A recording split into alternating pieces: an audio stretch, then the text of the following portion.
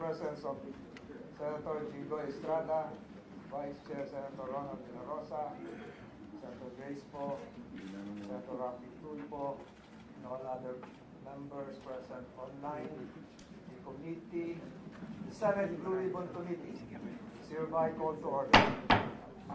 Comsec, can you acknowledge the resource persons present in this hall? Your Honor, from the Bureau of, I'll try to check whether the Bureau of Customs has arrived. From the Bureau of Customs, the Commissioner is represented by Edward James Dibuco, Deputy Commissioner. Attorney Tristan Langkay III. Attorney Manuel Zubrido Jr. From the Bureau of Immigration, Attorney Norman Tancinco, Commissioner. Okay, can you please acknowledge, can you respond? Because it is as if we are here in a silent meeting. Yes. Present, Your Honors.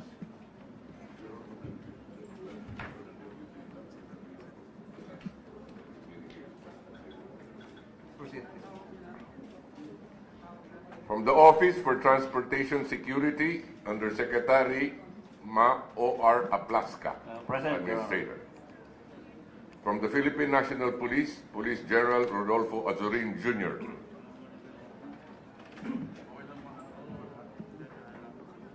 From the PNP Aviation Security Group, Police Brigadier General Anthony Aberin. Present, Your Honor. Police Colonel Christopher Abrahano, Deputy Director for Operations. Present, Your Honor. Police Colonel Arnel Apud, Chief Operations Management Division. Present, Your Honor. Police Colonel Roderick B. Campo, Chief Aviation Security Unit NCR. Present, Your Honor. Police Major Uldric Tilos, General Aviation Security Group. Present, Your Honor. Police Major Marcelino Peninoy, Chief Operations Section OMD. Police Captain George Uy.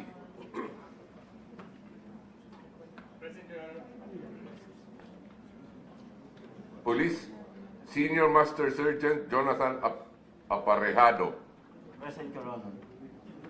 Police Senior Master Sergeant Glenn Obrero. Police Corporal Marjorie Alam. Police Corporal Rizaldi Princesa. Police Staff Sergeant Rafi A. Tan. Present, Your Honor. And Patrolman Jomar Maligaya. Present, Your Honor. From the National Bureau of Investigation and Honors, Attorney Jose Justo Yap, Deputy Director for Operations. Present, Your Honors. Attorney Peter Lugay, Deputy Chief of Staff Office of the Deputy Director for Operations. Special Agent Dennis Victor Asistio, Executive Officer, Anti-Human Trafficking Division. From the Civil Aviation Authority of the Philippines, representatives are Ms. Marlene Singson, Assistant Director General 2, Air Traffic Service. Present, Your Honor. Major General Ricardo C. Banayat, AFP Retired, Assistant Director General 2, Security and Intelligence Service.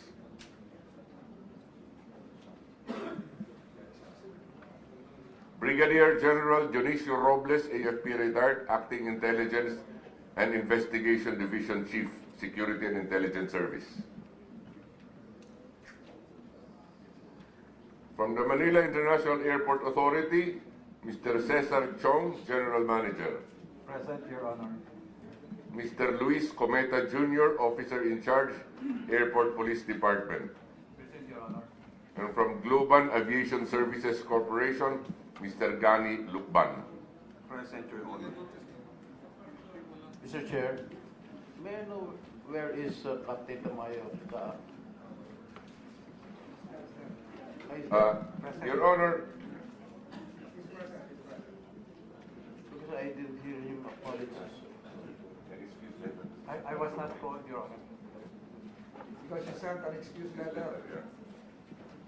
also present is Captain Manuel Antonio L. Tamayo, Director General of CAAP. Your Honor. Present, Your Honor. Thank you. Before we proceed, can we ask all the resource persons to please rise so you can take your oath to be administered by the General Counsel, including those seated at the back who are voting. Okay. Please raise your right hand.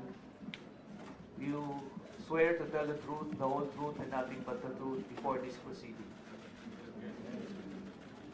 Thank you, Mr. Chair. Thank you.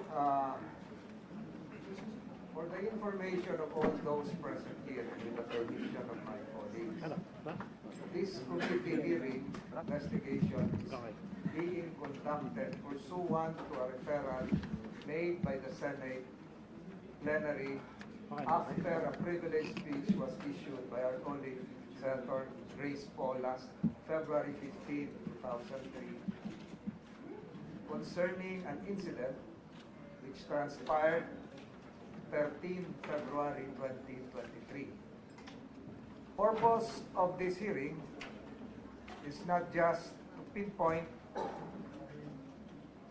fault, omissions, and others coming from that incident, but to come up with a practical solution on how this incident will not be repeated relative to human trafficking and the appropriate coordination between several agencies seemingly with overlapping functions, notably Immigration, the Bureau of Immigration, the Aviation Group, the NIA authorities, the private operators, the DOTR, and other agencies present here to have a proposal that would facilitate a more cohesive, perhaps one-stop shop process that will ensure that no Philippine laws will be violated, especially as it concerns human trafficking and other special laws, and even the revised Penal Code of the Philippines. Senator Grace Poe's speech led to this investigation, and we hope to have solutions and systems in place that would, as I have said, prevent this from happening again, and to find out if this is just a singular incident, or if other incidents happened before, or if other incidents will be happening in the future. So having said that, I may now ask the author of this investigation herself, Senator Grace Poe, to give an opening statement. Madam Senator, you have the floor. Magandang hapon po. First, I would like to thank our hardworking chairman of the Blue Ribbon Committee for swiftly hearing this issue and my privileged speech. Noong unang lumabas ang balitang ito, inakala natin na human smuggling lang ang issue ito. But the more that we look into this flight, the more questions arise. May mga anomalya tayong nasilip na sana ay masagot ng hearing na ito. With the permission of the chairperson, I would like to point out the anomalies that we saw preliminarily relating to this incident. It will be there on the screen. Can you, with the permission of Senator Grace Poe, Paige, please do not cover the screen. Please proceed, ma'am. According to the PNP Aviation, who first raised the alarm, the flight took off without undergoing pre-flight security inspection. Ito yung sinasabi ng PNP Aviation. Di umano ay hindi pinirmahan ng PNP ang Safety and Flight Coordination Form dahil may mga karagdagang pasahero na nakalipad kahit wala sa manifesto. Unang anomalya ay sa passenger count. The original General Declaration attached to the PNP exit clearance only lists 6 passengers. The Bureau of Immigration General Declaration lists an additional 7th passenger na kapansin-pansin na sulat kamay lamang. It is noticeable that both forms, though different, were stamped by the immigration. So if you look at the screen, according to the narration by Globan, the immigration officer only stamped the general declaration after checking the passengers. Hence, it is questionable why the immigration officer will stamp both forms without amending the passenger list, resulting to a discrepancy in the number of passengers. Kailangan ipaliwanag ng PNP kung ilan talaga ang nakalipad papuntang Dubai base sa kanilang inspeksyon. Lalo na nakakuha din kami ng impormasyon na 7 rin lang ang nakarating sa Dubai at sumakay sa onward flight pa Geneva at ang mga pangalan ng pasahero ay tugma sa 7 na nakalista ng immigration. Pangalawa, mapapansin ang pagkakaiba ng customs, immigration and quarantine clearance forms na hawak ng PNP at NIA. Mula sa hawak naman ng immigration, makikita na magkaiba ang signatory ng immigration officer at wala rin tatak ng immigration ang hawak ng NIA at PNP. So if you look at the slide again. Pangatlo, hindi malinaw kung sino ang immigration officers na assigned sa special flight na ito. Dahil bukod sa dalawang magkaibang signatory ng immigration, iba pa ang nakikitang nag-escort sa mga pasahero pasakay ng eroplano. At yung immigration officer na yon, hindi naman nakaduty ng gabing yon. In the video footage circulating in the media and submitted to our office by PNP, a certain immigration officer can be seen discussing with police officer. He is not the immigration officer on duty as seen in the CIQ clearance form, and yet he was present during takeoff. Bureau of Immigration Airport Operations Division said that this immigration officer was supposedly not on duty on the night of February 13, 2023. Refer to the slide. Why are there multiple versions of each document? They come with mismatched information, handwritten insertions and signatures from various personalities. Bakit ganito kagulo ang isang prosesong araw-araw naman sigurong ginagawa sa airport? Pang-apat, kapansin-pansin ang hindi otorisadong individual sa tarmac. According to protocol, lahat ng nasa ramp ay dapat may pass control. Either may sticker or may ID kung empleyado na nagtatrabaho sa airport. Sa video na kuha ng PNP, hindi malinaw kung ilan talaga ang pasahero na nakalipad at ilan ang well-wishers. Pero malinaw na higit sa 7 ang nakaabang sa eroplano. Bakit masyado atang maluwag ang pagpasok sa tinagurian pa namang security restricted area? Humingi na rin kami ng CCTV footages mula sa MIAA pero sa Balabag Ramp at Delta at North Gates kung saan dumaan ang mga pasahero, ngunit ni anino ng eroplanong ginamit at plaka ng mga sasakyan na ginamit ay hindi lumabas sa siyam na CD na ibinigay sa amin. Mayroon bang tinatago? Wala bang CCTV doon? Parang biglang nawala, parang multo. This incident raises not only the possible smuggling of individuals, but also non-compliance with airport regulations, which put at risk our national security. We hope to find clarification to all these matters, and we trust the Blue Ribbon Committee, especially at the helm of our very competent chairperson, that we will find the answers to these. Seguridad natin ang nakasalalay dito. Maraming salamat, Mr. Chairman. Thank you, Senator Grace po. Before I ask for the introductory statements coming from my colleagues and to structure the minds of the resource persons here, we will approach this in 4 segments. 1, we will hear the version of the Philippine National Police Aviation Group. Talk among yourselves who will be the spokesperson. Hindi lahat siguro magsasalungat kayo. Then we will hear the version of the Bureau of Immigration and Deportation. 3, we will hear MIA authorities, and that would include whoever is the DOTR and CAAP representatives present. And then finally, number 4, the private sector. We will hear the Globan Aviation as well as the leasing company. So we will have the four threads of this hearing. And prior to that, we will be asking whoever, probably this is Mia, to give us a general picture on how this is being done.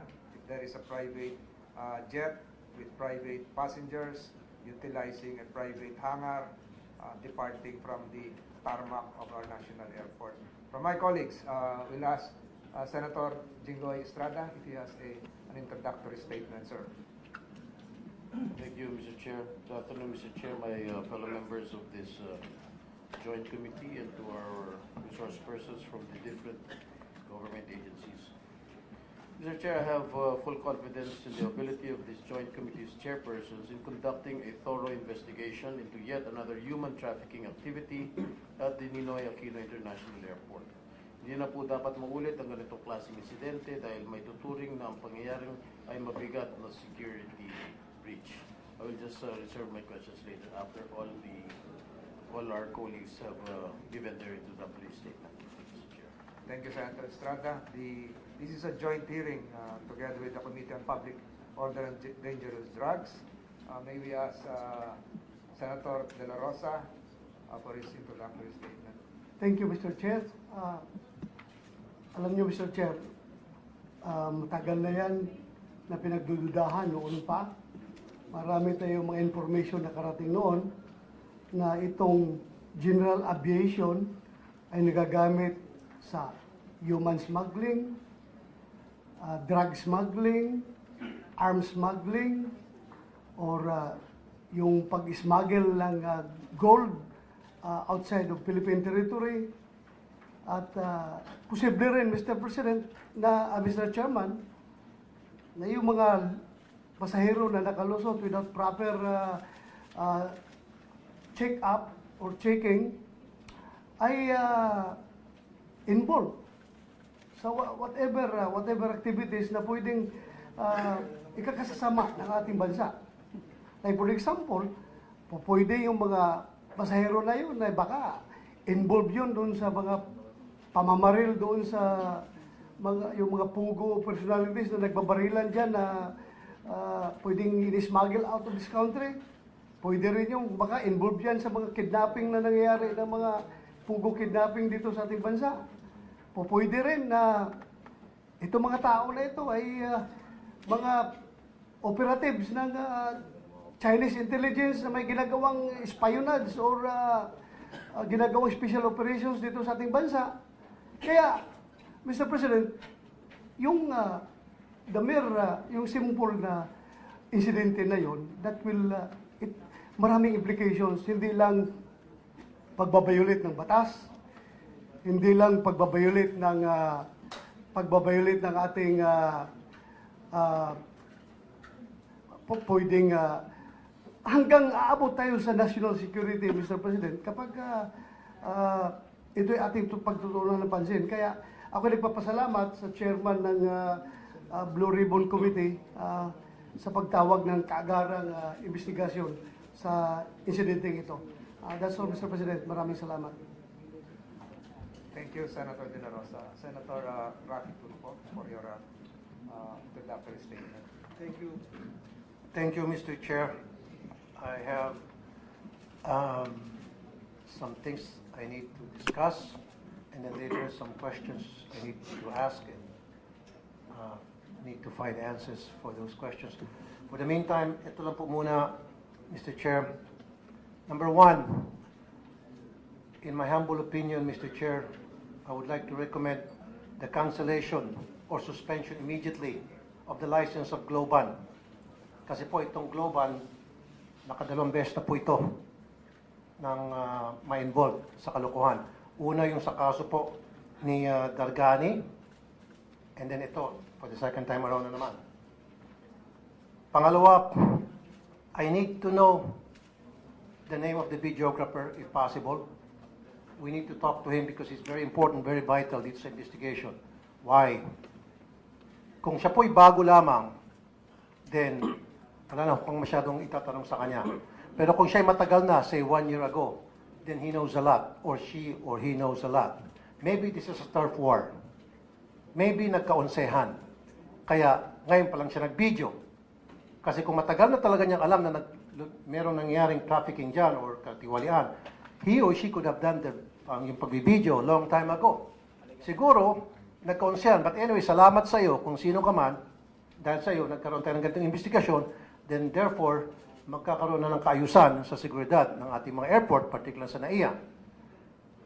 And then I also need to know, yung sinasabi kanina ni Senator Grace po, Mr. Chair, kung sino yung immigration officer na he was supposed to be off duty at that time and yet nandun siya sa airport.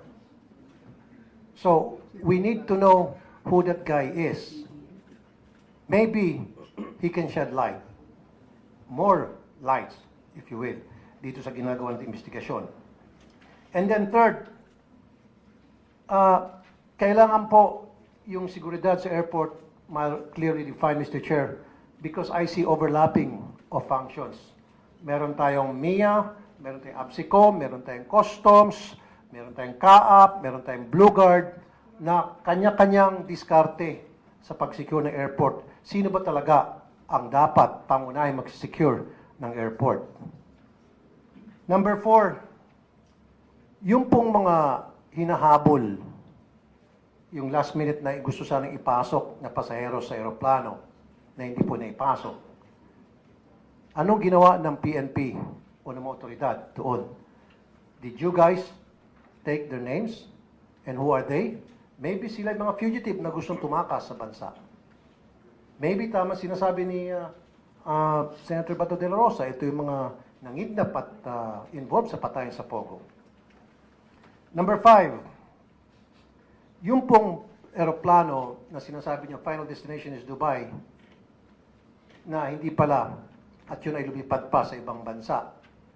And who are those passengers na kasama sa paglipad pa? For another country, I think it's Geneva.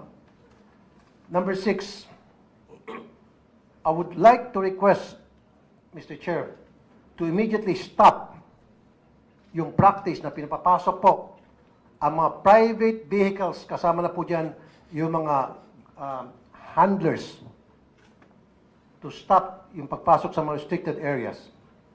Kasi, Mr. Chair, lahat po ng mga VIP passengers sa chartered plane, pinapayagan po pumasok sa restricted areas. Now, kung meron pong suicide bomber, hindi ko alam kung paano klaseng security check ang ginagawa nila screening. Meron isang suicide bomber na nag-drive dyan sa sasakyan na yan. And then may parating na aeroplano, say 777, palayo lang, nasa Panginoon, Philippine Airlines o Cebu Pacific.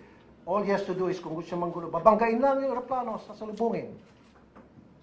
It has to be stopped muna, hanggat walang clear guidelines para masiguro na talagang lahat ng mga papasok na sasakyan doon ay well screened and talagang dapat authorized. Number 7, processing of VIP passengers. Unlike sa ating mga regular passengers, Mr. Chair, dumadaan tayo sa tinatawag na butas ng karayo. Pagpasok ng airport, kinakapkapan tayo, pinahubad yung sapatos natin, belt, emptied pockets, etc. And then, bago pumasok sa pre-departure area, another process na naman. Whereas, these VIP chartered passengers, hindi po sila dumadaan sa ganitong klaseng proseso. And this has to stop. What makes them so special? Itong mga VIP chartered passengers. Dapat dumaan din sa butas ng karayo. Dapat magkaroon sa na-inspection sa kanila. Number 8, processing of passengers. Pinoprocess po yung mga VIP chartered passengers doon po sa aeroplano. Ano pong klaseng gadget ginagamit ng immigration, ng customs, ng quarantine? Cellphone. What the heck? Dapat yan, meron man lang device o gadget o mechanism na hawak nitong immigration na yung device na yon o gadget, movable gadget, konektado doon sa central database ng immigration na real-time maiba-biometric siya at malalaman kung meron siyang hit o wala. Sa ngayon po kasi, Mr. Chair, itinatawag lang sa itong immigration officer, tatawagan niya yung kanyang kasamahan doon sa central. Si Mr. Juan B. de la Cruz, ito yung passport number niya, ito yung date of birth niya. Okay ba siya? Sasabihin doon, okay. Wala siyang hit. That's it. Dapat, tadaan siya din sa butas ng karayom tulad ng ginagawa ng mga ordinary passengers. May mga biometrics, pipicturean ka pa, and so on. So here, I would recommend siguro ma-modernize natin yung ating mga airports. Ang tanong, Mr. Chair, kung nangyari ito sa NAIA na isang medyo modernized na airport, paano pa kaya po sa mga maliit na airport tulad sa mga Kalibo, Aklan, Davao International Airport, etc. And last but not the least, kayo po dyan sa ABSICOM at MIA, ayus-ayusin niyo pong trabaho niyo. Meron pa nga palang, Mr. Chair, na Blue Guard. Ano ba ang scope ng responsibility ng mga Blue Guard? Kasi kayo po ang first line of defense, PNP and MIA. Kasi pangalawa na lang po yung immigration. At kung kinakailangan, customs. Ayusin niyo po yung inyong trabaho dyan, PNP and MIA. Ako, personally, matagal na nangyari ito. Salamat again doon sa videographer. Matagal na nangyari ito, kaya lang nagka-onsehan. Kaya lumitaw to. Salamat at nagkaroon ng konsehan. Dahil kung hindi nagkaroon ng konsehan, hindi nagkaroon ng bukulan, hindi ma-expose to. Believe it or not. Salamat, Mr. Chair. Thank you, Senator Rafi Tulfo. We recognize likewise the presence of Senator J.D. Ejercito. His honor has an introductory statement. You have the floor. Thank you, Mr. Chair. I would just like to listen and hear the facts first, no? But what is clear, Mr. Chair, that this is not the first time this incident happened. I'd like to thank the Senator Graceful for bringing this to our attention.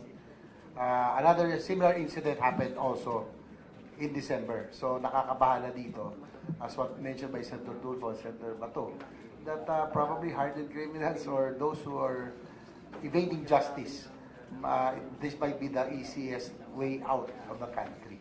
So I'm just here also to listen for the facts first before we ask questions. Thank you, Mr. Chair. Thank you, Senator Ejercito. As I mentioned a while ago, we will structure this into 4 threads. We will start first with Mr. Chong. Mr. Chong, what's your first name again? Good afternoon, What's Your your Honor. first name? Cesar, sir. Mr. Cesar Chong. Ito yung hihilingin namin sa inyo. Sa'yo. Do not defend yourself, your agency, but walk us through. Walk us through. Ano yung ginagawa? Ano yung alam mo ginagawa ang proseso pag merong departure, pag merong arrival involving a private jet, aircraft, private passengers, not going through the usual routine, kasi nasabi ni Senator Tulfo, hindi dumadaan sa airport. Ano yung, kasi sa general aviation, Mr.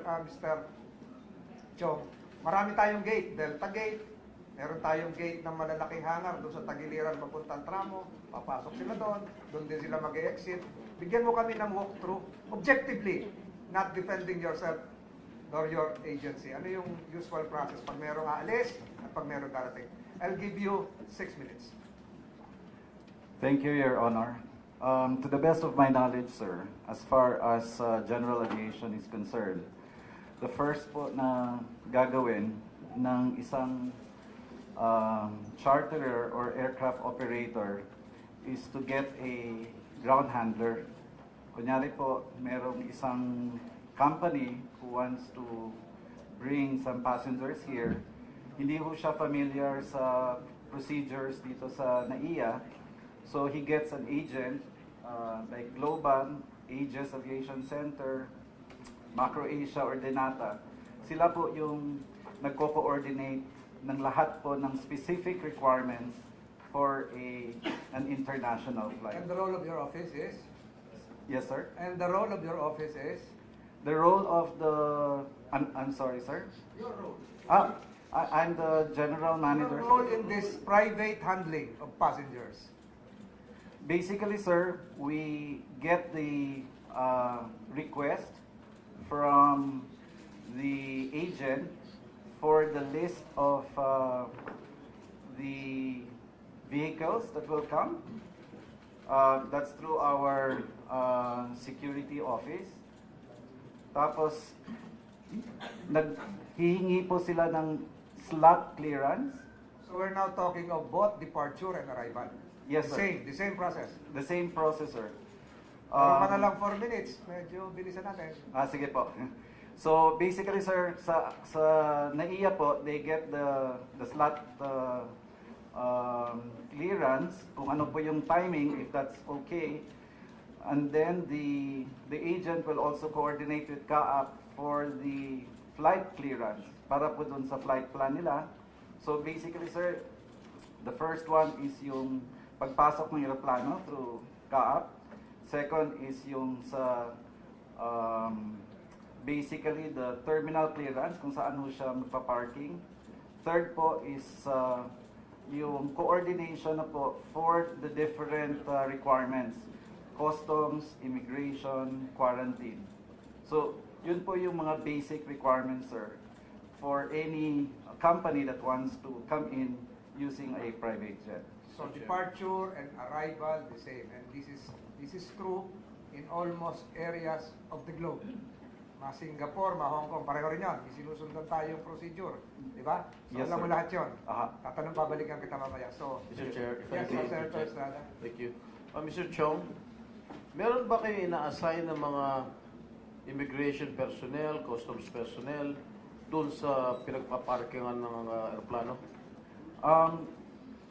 As far as my understanding, Senator, through the chair, is that yung coordinator po, through the agent, sila po yung nakikipag-coordinate sa customs, immigration and quarantine. Ang alam ko ho, it's random. It's not like there's a specific name. Kung sino yung naka-duty ngayon, yun po yung i-assign po dun sa flight nila. In this case, who was assigned sa customs and immigration on that particular day? Do you have any information about it? Sir, I'll just go through my notes if it's okay.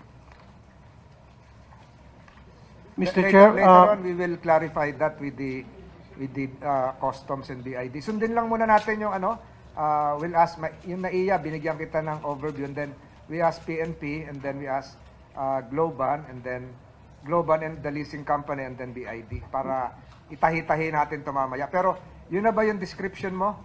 So, ikaw talaga yung supervisor nung lahat. Pag may darating, ni Alice, alam mo lahat yun? Pipirma ka, di ba? Exit clearance? Hindi po ako, sir. Ayun. We have a unit. It's called the Under you.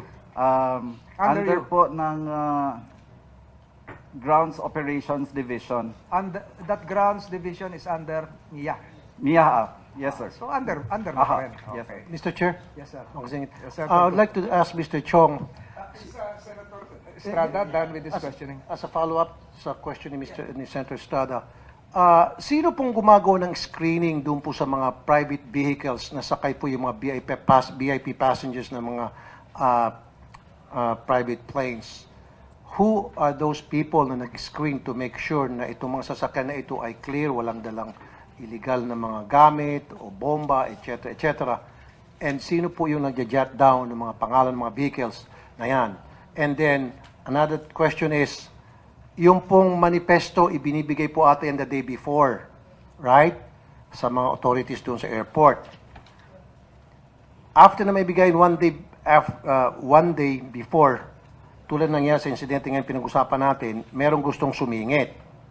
Di ba? Nakapasok ng vehicles. Sino po yung duty at that time? Kasi ang sinasabi ng PNP, gusto rin nila, meron silang intel report na pinahihinto nila yung pag-alis ng aeroplano because they want to board the plane. That's what the PNP said, right? Kaya nga, nagkaroon ng konting kaguluhan. So, kung may intel ng PNP na pinahihinto niya yung paglipad ng aeroplano para makaboard sila, then bakit nakalusot sa kanila sa gate lang mismo yung private vehicle na sakay ng mga VIP passengers na pilit na ipinapasok sa aeroplanong yon? Again, going back to my first question, pakilinaw, sino ang nag-screen sa mga private vehicles na pumapasok sa restricted areas ng ating mga airport? Thank you for your question, Mr. Senator.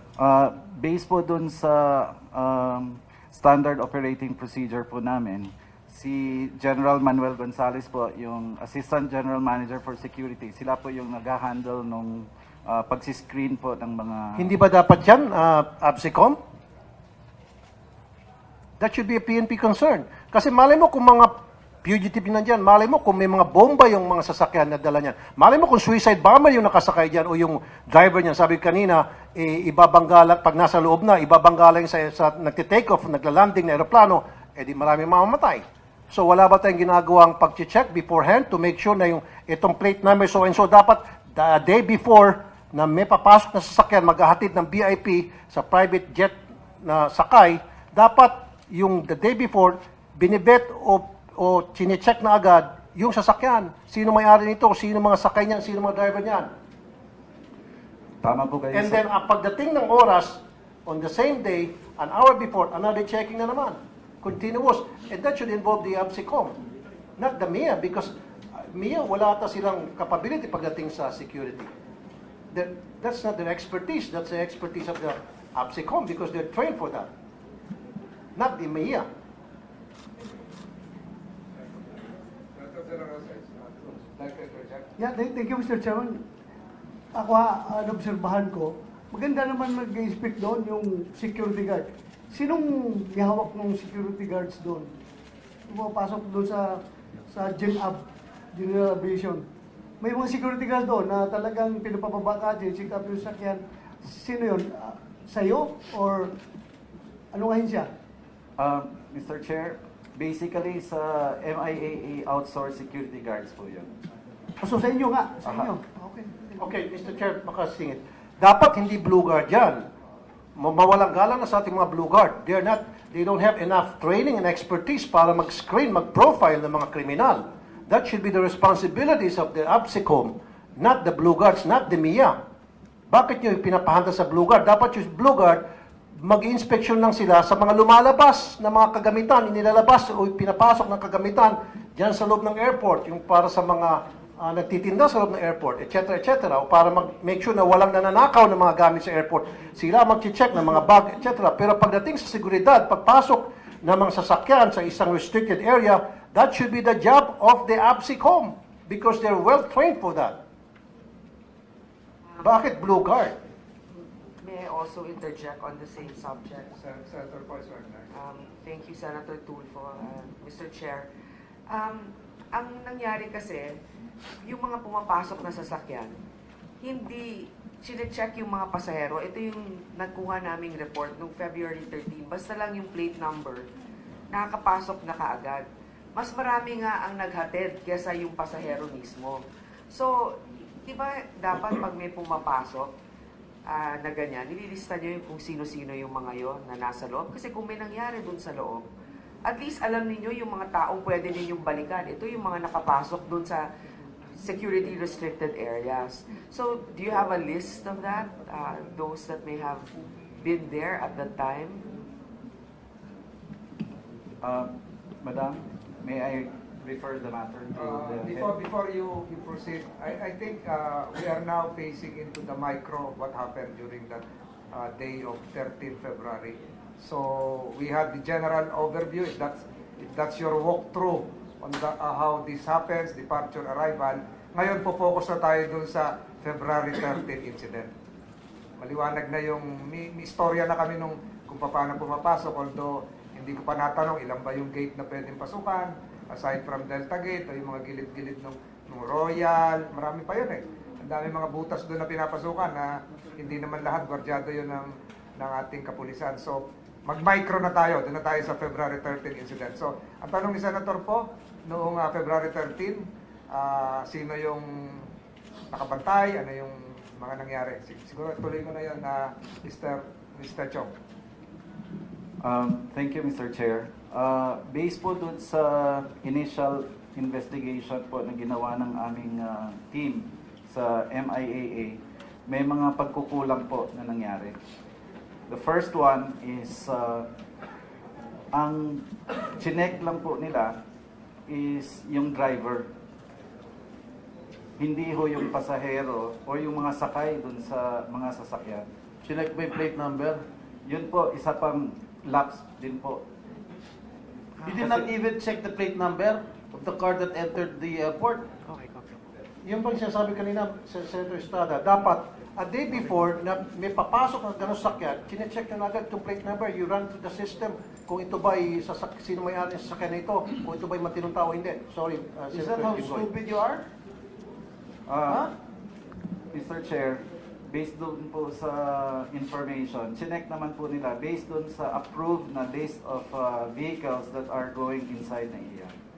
Pero dapat a day before, di ba, in-inform naman kayo na may papasok na VIP Poncio Pilato, may dalang ganitong plate number. The day before, nirun through your system sa PNP to make sure na itong may-ari ng sasakyan ay walang record. Di ba? Hindi yung right there and then saka kayo magagawa ng checking sa plate number. E paano kung yung plate number na yung nakaw pala at yung mga sakay puro mga hoodlums? Mr. Dapat Chair, one day before, meron na kayong ginagawang checking. tama po kayo, Sa lahat sir. ng papasok Oo. vehicles. Tama? Tama And then po. lastly, would you recommend in this committee na sana magkaroon ng processing center para sa lahat ng VIP passengers sa mga private planes tulad ng nangyayari sa mga regular passengers? Meron isang processing center dadaan sa butas ng karayom tulad ng nangyayari sa amin.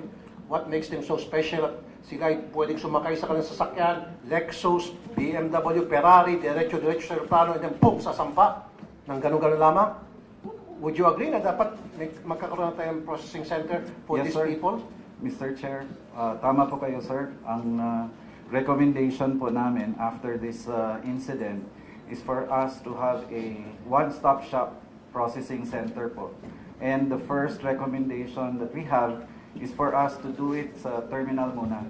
Exactly. Ideally po kasi, sir, sa ibang bansa, what they have is a general aviation terminal. Nakaseparate din po yung commercial flights tsaka yung private jets.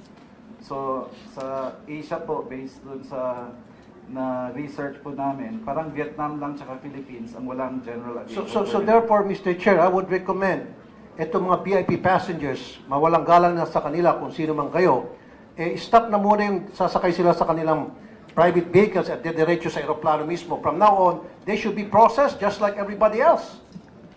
Dumaan sila sa process na piniprisk, pinapatanggal sapatos, belt, and nadadaan sila sa immigration booth. Kasi sa ngayon, Mr. Chair, sasakay sila sa kanilang BMW, Ferrari, Lexus, diretso-diretso na agad yan sa aeroplano, sabay sampa. Wow! Who are these people? Bakit binibigyan sila ng super VIP treatment? Thank you, Senator Tulfo. Mr. Chair, I think we've Mr. taken Chair. note of your 5 recommendations thus far. That's it. Kay Senator Tulfo. Ang dami na. Senator Grace po. Yeah, Mr. Chair, just quickly. Yeah, I agree with the recommendation of Senator Tulfo to have a separate general aviation security check. Pero alam mo, ang isa pa kasi, yung mga bagahe, ito naman sa customs. Na-check ba nila kung anong mga laman ng mga inilalagay sa mga general aviation flights, diba? Kasi pwede dyan kung ano-anong pwedeng ismuggle na hindi natin alam. Pwedeng laundering, pwedeng drugs, yung mga ganon. So, I don't know if they have a report, ano yung mga isinakay ba doon. Kasi parang may mga sinasakay anong laman nun. So anyway, let's just, let's keep it there in the back burner for now. I will hold you for a while, Mr. Chong. I'll ask Immigration and thereafter Customs. Ano yung procedure nyo rito? Is there a mobile team of customs officers kung saan merong palipad, lipat doon, lipat dito? Is there a composite team of customs and immigration kung merong private jet na lalanding, aalis, sila yung in charge? O random na lang to, hahatak na lang doon ng, wala kang ginagawa rito, ikaw muna mag-immigration. O ikaw dito, wala kang trabaho muna, ikaw muna masiste rito. Is there a protocol for this? Is there a team assigned? Or if we implement one of the recommendations, or if you implement one of the recommendations, kaya bang gawin to? Na meron talaga kayong separate gen of customs? And what have you thought of so far? Sa ilang pangalawang problema mo na siguro sa panunungkulan nito. Attorney Tanzinco, you have the floor. Good afternoon, Your Honors. In case of special flights, usually the officer of the day in the particular terminal, in this case Terminal 1, the officer of the day is the one who serves the special flight. The selection of the officer of the day is through automated system of selection wherein the officer of the day or the immigration officer does not know that he will be the officer of that day. He will only know at the time he reports for duty. And in special flights, we are notified at least 24 hours or 48 hours that the particular flight is arriving. And we already have the list of the crew members and the passengers. The list given, the general declaration, as we call it, they go through a derogatory check and Interpol check in cases of departures and arrivals. Sir, that's on site. Bago sumakay ng hagdanan, doon na. Or Before is there a the separate flight, office for this? before the flight, Your The Honor, location is where? at the terminal. So if you are, kadarating lang ng isang taon dito ni Floyd Mayweather. So si Floyd Mayweather may dalang sariling jet. Babalik siya ng terminal para magpa-stop, para tatakan, arrival, departure. No, Your Honors. The immigration stamp is done plain sight. But the checking of the derogatory and Interpol are done prior to arrival or departure because we already have the list of passengers and crew members. But the immigration officer or the officer of the day goes to the plane side to inspect whether the passenger and the passport or the travel document pertains to the same person. And the once it is established, it is the time that the passport or travel document is stamped by immigration. Mr. Chair, only one question. Mr. Tagsinko, who was that immigration official who was there present during the night of February 13? You know who he is or who she is?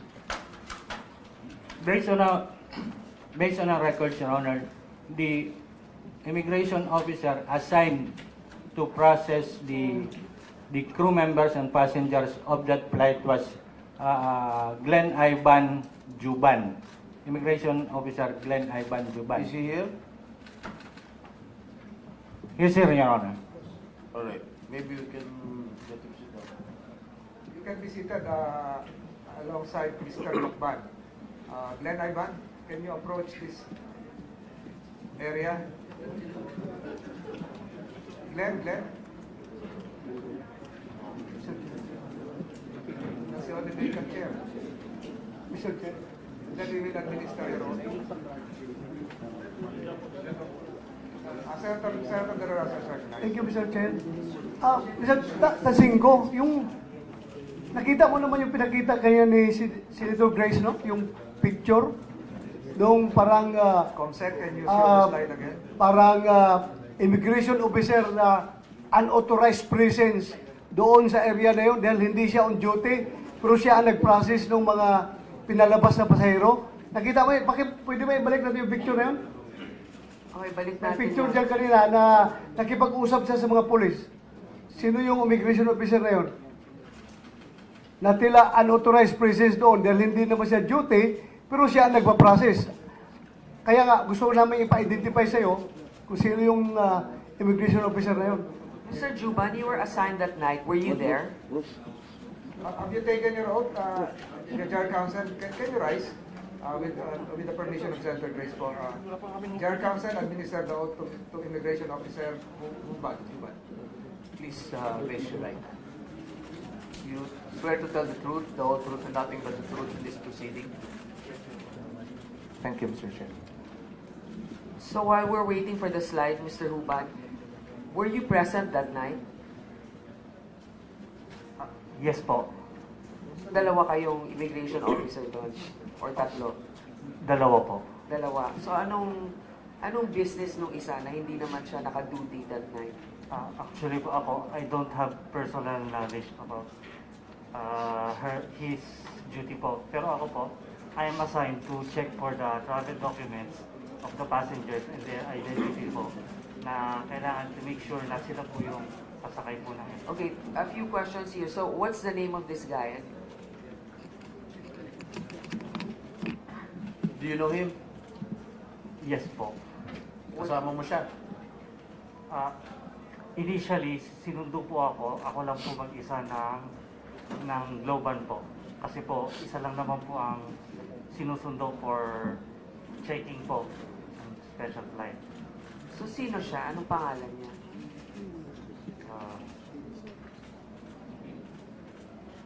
You can answer. You can remove your face mask to make you more audible. Mr. Jeff Pinpin. Who? Jeff Pinpin po. So, habang chine-check mo, syempre, di ba, nasa iyo yung listahan ng mga pasahero. Tinitignan mo kung sila ba yung nakasakay dun sa aeroplano, And di ba? yung passport din po. At saka yung passport. Anong ginagawa ni Mr. Pinpin doon? During that time, he actually helped me check everything and double check. Kasi nga po, medyo maraming tao po during that time.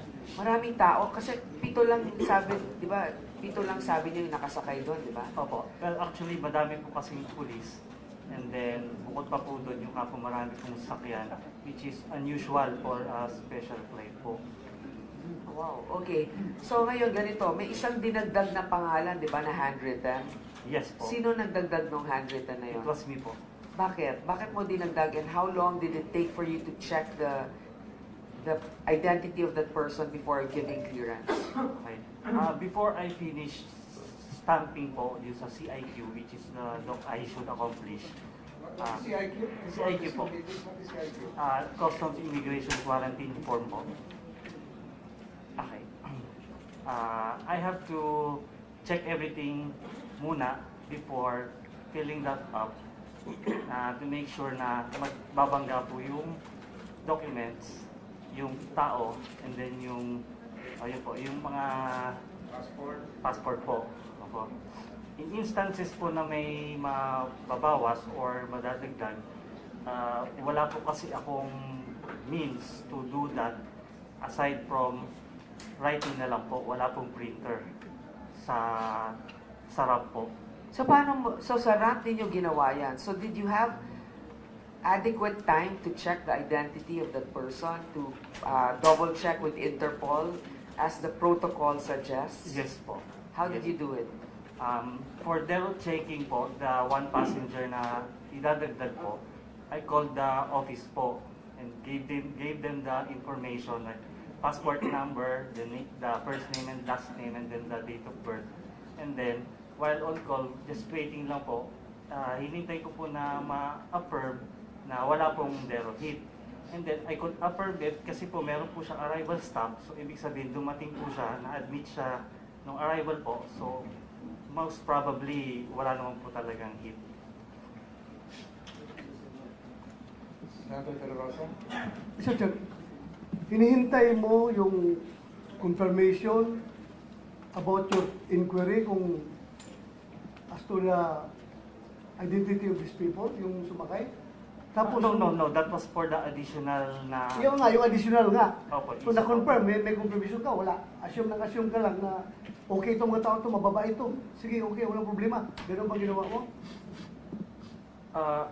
Kasi ganito, habang nag-usap kayo, dumating itong additional, sumakay ka sa aeroplano, hinapon ng mga pulis, sinara yung pintuan ng aeroplano, lumipad na kaya.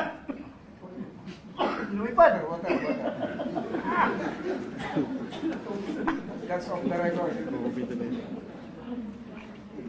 Lumipad agad. Di ba? Kung hindi nyo kilala itong mga tao na ito. Actually, hindi po gano'n. Kasi before the door closes po ng aeroplano, marami po kasing agency to clear for departure po. Yung nga, nagreklamo nga ang pulis na sinarak agad, hindi na sila pina-inspeksyon eh. Minadali ang pagsibat ng aeroplano. Pagkatapos, tumawag pa sila sa kaap, certain Robles, sinabihan na ipa-hold yan dahil hindi na dumaan ang inspeksyon. Sabi naman ng kaap, hindi na pwede kasi meron ng flight clearance.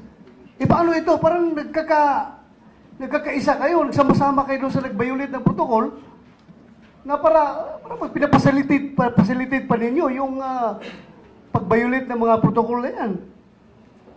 Oo nga naman. Just an joiner. Yes. Yun nga, Mr. Huban, nakita mo ba na sinasabi ng PNP, huwag muna paalisin, pero biglang sinara yung pinto? Kasi po, Ang schedule for departure po ng plane is 10:30. Sinundo po ako ng 9:30 p.m. sa Terminal 1 po. Maybe around quarter to 10 po nung dumating ako sa side po ng eroplano, right then and there, nakita ko po meron naman pong 2 PNP personnel, naka-uniform naman po. And then nandun po yung tatlong crew, yung dalawang pilot, and then yung 1 cabin crew. Pero wala pa pong mga passenger that time. Naka-standby lang po yung plane. Ilang seater yung plane? I don't have personal knowledge. So you actually weren't there when the plane took off? Wala ka na doon? Yes po, nandun din po ako. Oh, so nakita mo ba na nagpatintero sila doon? Hindi naman po. Hindi mo napansin yon. Okay. Mr. Chair, eto lang yung sa ating immigration, Bureau of Immigration, Attorney Tansinko, anong business ni Jeff Pinpin doon? On duty ba siya? Bakit siya nandun? At sino naman si Mark Anthony Flores na signatory sa isang CIQ? So yon. And then, Mr. Chairman, in the interest of time, because we're almost going to have our session, maybe we should hear from the PNP, the one who videotaped, para... Oo. We're supposed to go into that, that's the number 4 strata, Your Honor. Okay. So if I may continue your line of questioning, i-shoot ko muna sa CAAP and then PNP. CAAP, there was a statement, I can't find the exact records here, although it is part of your CAAP Citizens Charter of page 250, CAAP's Charter of 2022, that the PNP should be involved. But apparently, in your checklist right now, the PNP is not even included in the list of agencies whose requirements must be complied with in order for the CAAP clearance to be effective. So hindi kasali yung PNP, si PNP, sinasabi ni Senator Grace po, hinaharang na nga yung flight, pinag-go nyo pa. Kasali ba talaga ang PNP rito? At ito rin ang naging dahilan ng sulat kay Yusek Aplaska, your next, ni Colonel Campo, na dapat ay kasali talaga ang PNP. So, Colonel Tamayo, Captain Tamayo, and then Yusek Plaska, and then PNP. Go ahead, sir. So through the chair, sir. As far as CAAP is concerned, we are in charge. Our responsibility is the airside, which is the runway and the taxiways. Now, as far as documentations are concerned, kasama ho ba dito yung PNP aircraft exit clearance? If I may enumerate, ang kailangan ho namin are the General Declaration, Approved Runway Slot Request, Customs, Immigration, and Quarantine Aircraft Clearance, PNP Aircraft Exit Clearance, the pilot's license, and finally, yung CAAP exit clearance bago ho namin mabigyan ng So flight plan. PNP is included. It is included, sir. So we go back to micro. Ay ang PNP nga ayaw paliparin. Pinalipad niyo pa. If I may, sir, I think the name of Robles was mentioned.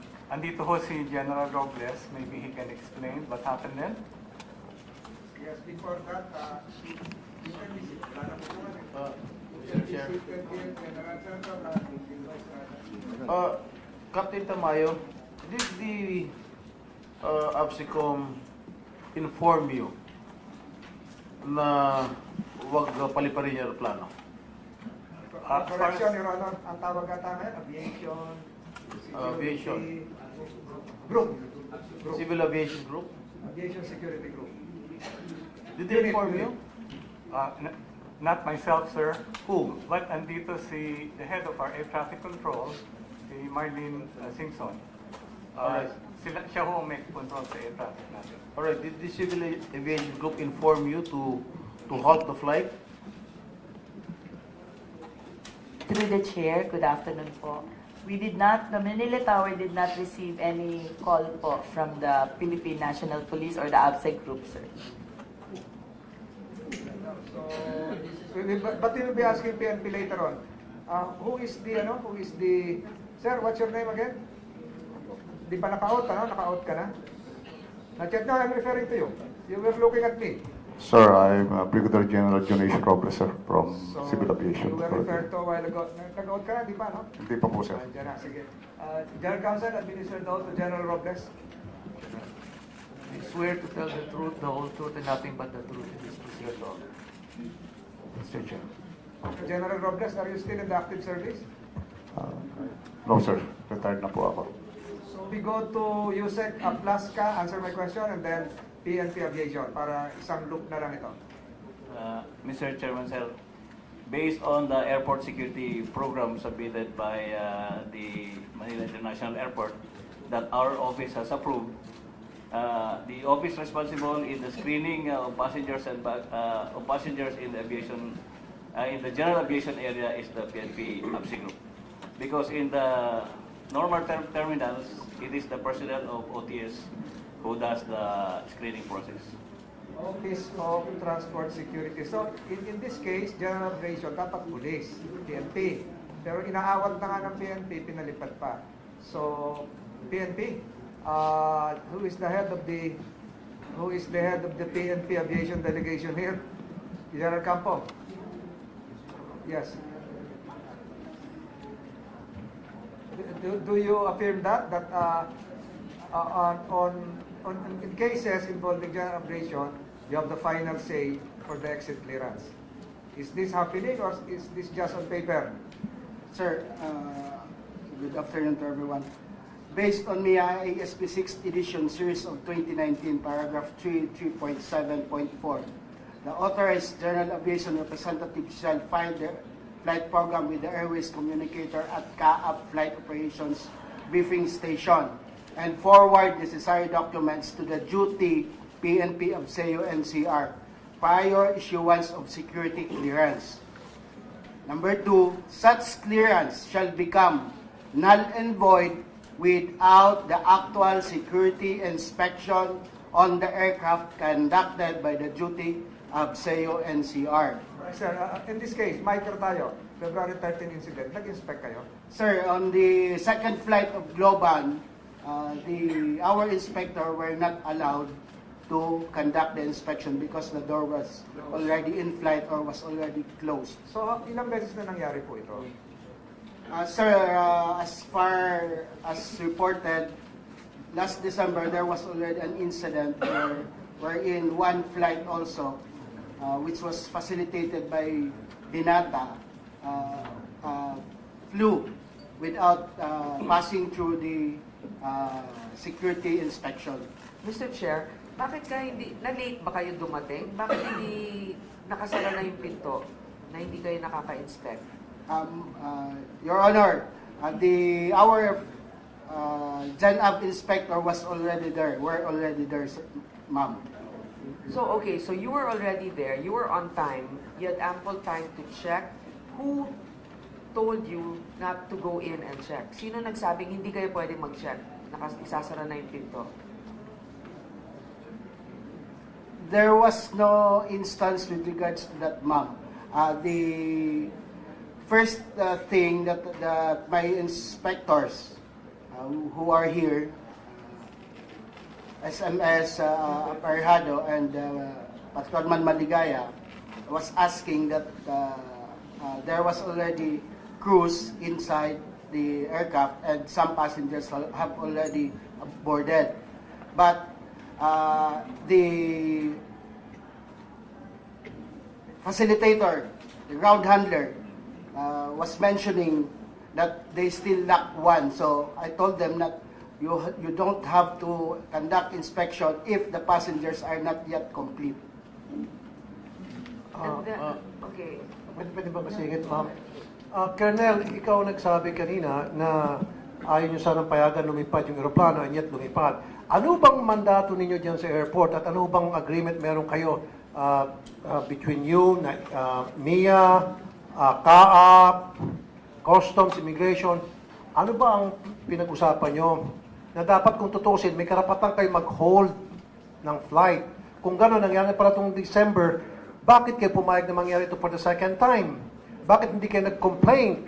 Bakit hindi kayo nagpapasa ng memo at binigyan nyo ng memo kung sino nagpigil sa inyo na para ma-inspeksyon yung eroplano, whoever that person is, whoever that agency is, dapat nakipag-coordinate agad-agad kayo sa kataas-taasan ng ABSECOM. Kung kinakailan, punta kayo sa Kamkrame, kausapin nyo si Chief PNP, and Chief PNP will talk to the General Manager of MIA, Customs, and Immigration. Ba't yung pinabayaan na maulit-ulit to? Sana noong December pa lamang, you said na it happened, then na-report nyo na agad sa proper authorities para this could have been stopped. Yes, thank you for that, Your Honor. For the information of everybody, the incident that transpired last December was reported to the MIA, sir. It was received.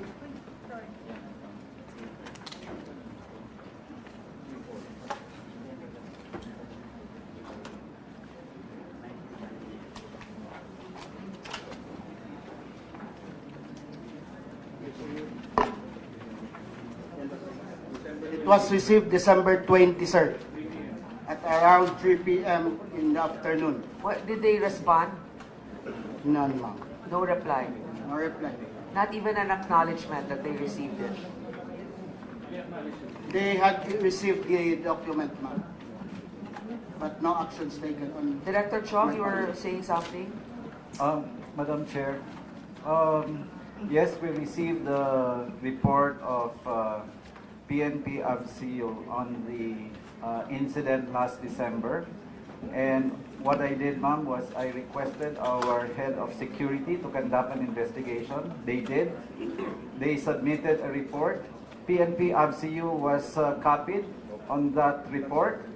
And we also served the copies of the report to DINATA. And in fact, DINATA terminated one of their employees and suspended another employee because of that incident. And just to give you an idea, ma'am, there were no passengers that boarded on that flight. Based on the information that we have, there were about 11 passengers that came in with 4 crew. 10 passengers went down. And the only passenger that stayed was actually a transit passenger. So, bumalik lang po siya dun sa next flight. Mr. Chong, hindi mo sinagot yung sinasabi ni Colonel Campo eh. Nag-submit sila sa inyo ng report tungkol dun sa discrepancy nangyari noong December, and yet no response from you telling them or explaining to them what have you done para yung makapag-comply dun sa kanilang request at para hindi na mangyari insidente. Meron po, sir. So, sino nagsisinungaling sa inyo dalawa? February 6 po. Sabi niya, wala eh. February 6 po, ang tumanggap po si Police Corporal Morales. Colonel. Meron po kaming document tracking slip, sir. Nandito, ipapabigay ko na lang po. Siya po ang pumirma nung receiving copy of our investigation report. We will track on that data, sir, because as far as I know, wala po akong personnel sa... Lastly, kung sino man po, Colonel or Mr. Chong, yung hindi na kinig sa ABSEC group na pinapipigilan yung paglipad ng eroplano and yet lumipad pa rin, hindi naniwala, dapat yung po, Mr. Chair, maimbestigahan. Eh siguro, yun ay isa sa mga leader ng sindikato sa human trafficking. Mr. Chair, if I may. For the record, the head of the aviation group is General Abirin. Dapat nagpalit kayo ng upuan eh. Kaya natanong ko tuloy si Colonel Campo. Yes, Your Honor. I am the director of the PNP ABSECO Group. However po, yung mga on that unfaithful day, on February 13, on ground po kasi si Colonel Campo, so he can better answer the queries that being thrown to us, Your Honor. Okay. Yeah. Colonel Campo, tutuloy ko naman yung sumagot. You mentioned earlier that you went there and unfortunately the gate was closed. Am I right? Yes, Your Honor. All right. What time was that? May I check on my... Gabi. So, around 10 o'clock. In the evening? Yes, sir. The gate was closed? Yes, sir. Why did you not assert your authority as police officers? Because that is your duty. That is your right to inspect. And that is your job. Sir, if the door of an aircraft is already closed, it is considered as in flight. And the pilot in command of that aircraft, sir, is the pilot, and we don't have a contact on the pilot. So, on my behalf, sir, I tried to call up CAAP through General... Were you successful in General- calling them up? Were you successful? Yes, sir. Okay. Why did this lady, Miss Marlene Singson, Yes, sir, Martin you po. mentioned earlier that the CAP did not coordinate with your office. What I Who's telling mentioned the was, truth? yes, sir, I am telling the truth, sir. No one received a call from Manila Control Tower po, from the group of PNP ABSEC. What can you say, Colonel Campo? That's true, sir, because I called General Jojo Robles because I don't have contact with the tower. Perhaps General Robles. So pala. Oo. So, tinawagan ka, did you inform Control Tower? Supervision of Senator Estrada. Ano papel ni Colonel? Siya ang head ng retired police officer. Air Force officer po Air ako. Force officer, Yes, sir. now part of the MIA. Ganun ba? No, sir. Ng CAAP po, sir, as Investigation and Intelligence Division Chief. So, ikaw yung dapat magbato doon sa Control Tower. Na i-hold. Were you there? Were you there, sir? At home na po ako nung oras na yon, sir. At home. But you were contacted through mobile telephone na something is going on and you can relay it to Control Tower. Anong ginawa niyo po? Sir, I received a call 10:23 po ng gabi through Viber. No? Tumawag po si Colonel Campo and informing me na pa-stop huwag pa-take off yung aeroplano. Sabi ko, bakit? Nasaan ka ba? Sir, nandito ka sa MIA. So, ang sabi ko po sa kanya, pre, makipag-coordinate ka sa BIA kasi jurisdiction nila yan. Nasa ground pa po yung aeroplano during that time. Sabi ko, then give me nga yung Sabi ni Captain Tamayo, ikaw daw eh. Ikaw daw yung ikaw yung pinaka-head ng security doon sa tarmac. Hindi po, sir. Hindi po area ng CAAP. Ang may hawak po nun, BIA po ang may hawak sa tarmac po, sir. Wala pong kinalaman ang CAAP doon sa area na yan. So ano po ang pwede niyong gawin bukod doon sa pagbato uli nung tanong ni nung request ni Colonel Campo, binalik mo uli sa kanya eh. Time is of the essence. Yes, sir. Siguro umaandar na yung aeroplano, sarado na yung pintuan, mataas na yung temperature ng aircon, nire-rev up na. Binalik mo uli sa kanya yung tanong, ikaw na, pre, ang tawag mo, apparently magkaibigan kayo, pre, tumawag ka na lang sa MIA. Ganito po, sir, yung nangyari. Nung sinabi po niya sa akin yun, sir, since yung aeroplano po, according to him po, bukas pa po yun, sir. Nasa ground pa. Nandoon po, nakikita niya at distance siguro. So, ang ginawa ko po, that is a jurisdiction of MIA. Dapat makipag-coordinate ka na. Kasi nandun po siya sa area eh. He can go directly to the MIA. Nandun po siya eh. So, ang sabi ko po sa kanya, wala ka bang deputy na pag wala ka, nasa bahay ka na, siya na yung in charge? hindi po namin, sir, area yung lugar na yun eh. MIA po yun, sir. Captain Tamayo, kanina kasama ka dun sa horizontal, siguro chain of command na may discretion ka rin. Sino magpapahinto dun sa aeroplano? Hindi mo pwedeng harangin yun. Obligado sa harap si Colonel Campo. Sir, kung may sapat na dahilan po, sir, ito po, meron po tayong protocol, meron po tayong chain of command. In my level po, sir, kung ang information na binibigay sa akin, sa akin po, sir, is or hearsay or factual, kasi wala po kaming idea sa CAAP kung ano yung nangyayari. Whatever, katulad po noon, meron sinasabing trafficking. Nalaman ko lang po, nung oras na tinawagan ako ng 10:23, nagpapatulong siya na pa-stopin yung aeroplano. So, ang sabi ko po, since jurisdiction ng MIA, yung area na yan, go direct to MIA para pa-stopin po yung aeroplano.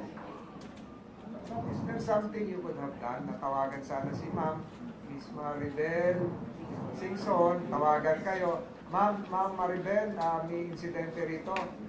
Can you help us verify this? Tigil muna pansamantala. Marlene. Pwede ba ho yun? But sa halip na ibalik mo kay Colonel Campo, bahala ka na, pre. Ang ginawa ko po nun, sir, since kami po, sir, nagkakaroon po kami ng meeting with Security and Intelligence Agency.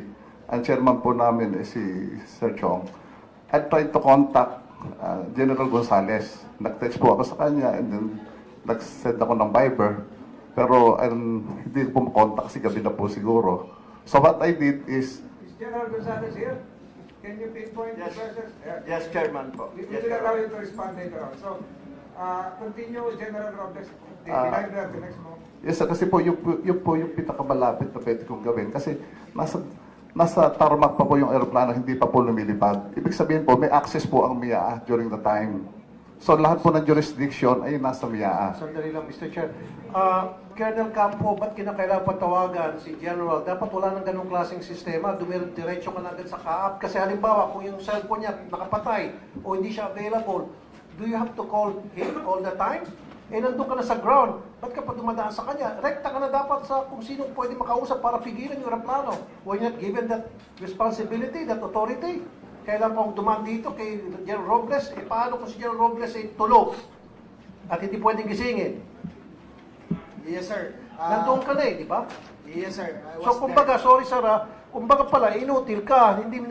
Kumbaga, you cannot function without talking to him. Bakit pa kinakailangan patatawag sa kanya? Eh, wala naman siya doon. As mentioned, sir, a while ago, I do not have a direct contact with the tower. So that's why No direct contact. Then from now on, you should have a direct contact. Kung kinakailangan, puntahan mo mismo. Gamitin mo yung motor mo, kotse, whatever. Dapat yan, noon pa, meron kang direct contact sa lahat. MIA, CAAP, Immigration, Customs, you have to have direct contact with them. Hindi yung aasa ka kay General, para si General babalik sa'yo, sabihin, "Hoy, Colonel, bata, pare, tawagan mo si ganito, si gano'n." Ang daming mga dinadaan ng proseso. Ayan, tuloy, nagkaroon ng lusutan. Kasi kung ginagawa mo yung trabaho mo ng tama and you know what you're doing, then this could have not happened. It could have been stopped. Like Senator JB here said, this is not the first time. Third time na pala ito, fourth time. O siguro tama, nagkabukulan. Nagkaonsehan, kaya yun, nagsilabasan to. Salamat doon sa big geographer, inilabas to. Pero sa tingin ko, meron nangyari dito irregularidad. Hindi nagkatama yung hatian, kaya nagsilabasan na to ngayon. This is not gonna happen again. I think, General Robles, you pointed to a certain General Gonzales. Pinasa mo uli sa kanya information. Nasa bahay ka na. Do you Yes, know sir. the reaction of General Gonzales? Ano naman po yung pinasa niyo ba ulit sa iba o may action kayo? Time is of the essence. Kasi ano na ngayon, siguro mga 10:33 noon, baka 10:45 na yan. Mr. Chairman, Go ahead. You good take afternoon, it Mr. Chairman. Actually, sir, when I saw my cell phone in the morning, I saw a missed call. Because it's already 10:40, I think. 10:45 ka. 10:45, sir. I was Nakalipad na already... aeroplano, nasa ano na yun? Malapit-lapit na sa Dubai. Malapit-lapit na sa Dubai. Malalanding na po yun, lalanding na. So, natanggap niyo po, kinabukasan, General Robles, hindi na kayo nag-inquire, nagtaka, hindi sumasagot si General Gonzales, tulog na rin, pahinga na. Wala na kayong, wala na. Yung tawag ko po sa kanya is that is 10:26. Then nag-return call po sa akin si Colonel Campo. Ang sabi niya po, sir, huwag na. Nagsarado na po. Paalis na po yung aeroplano. That is 10:28 po to be exact. So that was a sign of helplessness, na wala nang magagawa, kahit sumagot si General Gonzales. So nakikita po natin na parang may broken chain of command, walang redundancy. Kung sino yun, kung wala na to, wala kapalit, Captain Tamayo, wala pa talaga gano'n, wala nang in charge. Ganon din yung ginawa natin nung si Senator Grace po, yung glitches nung January 1. Di ba?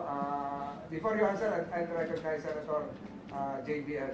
Mr. Chair, siguro para sagutin na rin yun, ano ba talaga yung international charter flights, yung protocols? So, what was broken? Dito, I think, Mr. Chair, clearly, kung kasamang aviation sa huli, immigration, Bureau of Quarantine, BOC, tapos yung aviation security unit, na hindi pa na-inspect, bakit ho na, why was the protocol broken? Tapos pinayagan ulit, lumipad. Clearly, there was a breach of protocol here. Sige po, pwede pa sagot. Ma'am, sige, sa control tower, ano bang natin or taap? Thank you po, through the chair. I would just want to clarify po, the flight plan processing po sa amin, we require documents attached to the flight plan itself. So ito po yung flight plan, sir. Kasama po dito ang general declaration ng sinagmit. So may GenDec po. Actually, yung GenDec po actually is, nandun po yung talagang mga pangalan ng passengers who are supposed to board plus the names of the crew. Aside from that, yung approved slot request kasi naiya is slotted, so ilalagay po namin dito kung anong oras siya pwedeng lumipad. In this particular case, nakaslot po siya ng 10:30 ng gabi. And aside from that po, we are deputized by the Department of Foreign Affairs to issue exit and entry permit. Dahil foreign registered aircraft po siya, so we also have the exit and entry permit for regulatory purposes po. Plus, attached to that po, dahil hindi naman po Filipino yung lisensya, yung pilot, ina-attach po nila yung license nila for verification na talagang kaya nilang ilipad But yung ma'am, before, aeroplano. sorry to interrupt you, but before you issue the clearance, no, yung BIQ kailangan, di ba, yung form? Sir, opo. And Sir, then yung BIQ. Is the aviation unit also part of that, the BIQ? Sir, part of the attachment of the flight plan is the statement from the clearance from the CIQ and the clearance from the PNP. Pero So in this with all case, but in this case, hindi nga po na-inspect ng PNP Aviation Security Unit. Bakit pinayagan na lumipad? Bakit pinayagan na isara ang pito? But before you answer, siguro tanongin ko na rin si Mr. Luban?